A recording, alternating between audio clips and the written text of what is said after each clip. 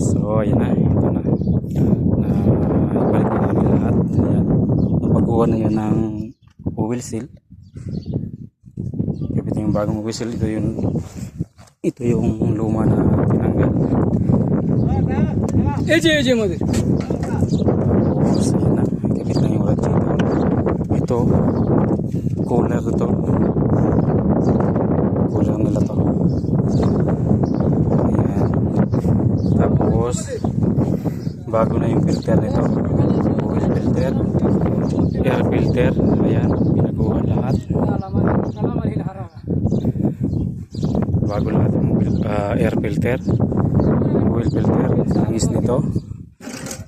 Ayan, tama na,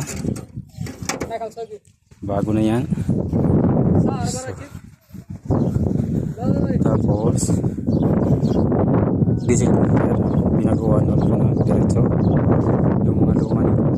Ayan, ayan yung mga luma. Ayan yung luma ng oil filter. So ayan, so ready na yan. Nilagyan na rin ng tubig na.